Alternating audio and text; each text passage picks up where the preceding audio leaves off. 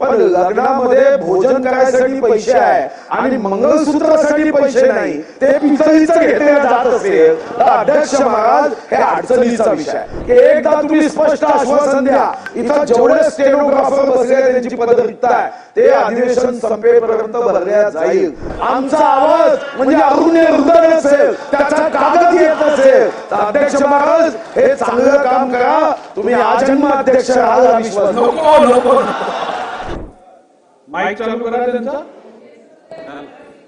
माननीय अध्यक्ष महाराज, मागच्या 5 वर्षातल्या अस्थिरतेमुळे विधानसभेच्या कामकाजामध्ये आपण योग्य न्याय देताना थोडेसे कमी पडलो. मागचे 5 वर्ष समितीचे प्रमुख करण्यामध्ये कमी पडलो. पण मी आपल्याला मनापासून धन्यवाद देईल की आपण या मागच्या 5 वर्षाची भरपाई करायला सुरुवात केली. पण काही गोष्टी मी आपल्याला लक्षात आणून देऊ इच्छितो. आता सन्माननीय मंत्री महोदय आश्वासनाच्या संदर्भात जेव्हा आश्वासन पूर्ण झाले असं सांगत होते, तेव्हा एक गोष्ट प्रकर्षाने अशी लक्षात येत होती की आश्वासन या ठिकाणी मंत्री महोदयांनी दिल्यावर अधिकाऱ्यांच्या वतीने हे आश्वासन पूर्ण करता येत नाही असं लिहून दिलं तरी तो विषय बंद पाडला जातो. माझी पहिली विनंती अध्यक्ष महाराज आहे की या अगोदर आपण या ठिकाणी कोणत्याही सन्माननीय सदस्यांनी एका मुद्द्यावर भाषण केलं तर त्या भाषणाचं प्रतिलिपी ही आमच्या प्रिझन हॉलमध्ये टाकायची पद्धत होती. ती सुद्धा 2 दिवसात. मी मागच्या आठवड्यात जे काही बोललो त्याच्या संदर्भात मी मागणी केली की मला हे देण्यात यावं, कारण असुधारित प्रत दिली जायची. आकडे चुकले असले तर ते सुधारित करून दिले जायचे. आपण ते पूर्णपणे अध्यक्ष महाराज बंद केलं. मग मी याची माहिती घेतली की हे बंद का झालं, तर त्याच्यामध्ये काही विधान भवनाच्या कर्मचाऱ्यांचा दोष नाही. इतकी कमी संख्या अध्यक्ष महाराज आहे की त्या संख्येमध्ये ते बिचारे न्याय देऊ शकत नाही. मंत्रालयीन कर्मचाऱ्यापेक्षाही जास्त मेहनत करणारे विधान भवनाचे कर्मचारी आहे अध्यक्ष महाराज. पण दुर्दैवाने जर संख्याच नसेल तर त्यांची अडचण येते. आपल्याला काल सन्माननीय अजितदादांनी 542 कोटीचा बजेट मंजूर केलं. हे खरं आहे की विधान भवन कसं चकचक झालं पाहिजे. विदेशी लोक येतात, विधान भवन पाहिल्यावर पहिलं इम्प्रेशन झालं पाहिजे.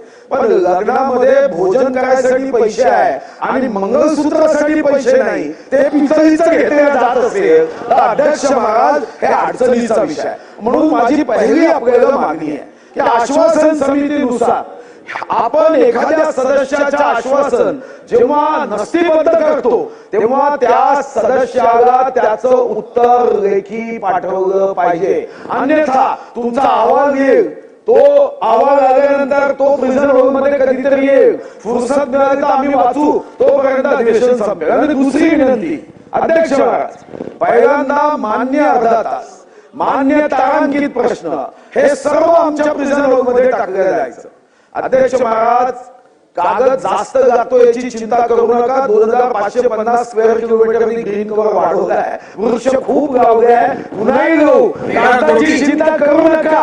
पण आम्ही जो विधानसभेत विषय मांडतो, आम्ही जे भाषण देतो त्याच्या प्रतिलिपी आल्या पाहिजे. त्या प्रतिलिपी आम्हाला न दिल्याने त्यामध्ये त्याची सुधारणाही करता येत नाही. आणि दुसरी मागणी की एकदा तुम्ही स्पष्ट आश्वासन द्या. इथं जेवढे स्टेनोग्राफर बसले त्यांची पद रिक्त आहे, ते अधिवेशन संपेपर्यंत भरल्या जाईल. अन्यथा बाकी पद भरल्या जातील. मंत्र्यांसाठी 50-50 कर्मचारी द्याल, पण या पवित्र सभागृहासाठी जिथं जनतेचा आवाज बुलंद करायचा आहे तिथं 542 कोटीमध्ये जर स्थान नसेल, कर्मचारी नसेल, आमचा आवाज म्हणजे अरुण्य हृदय असेल, त्याचा कागद येत असेल तर अध्यक्ष महाराज हे चांगलं काम करा.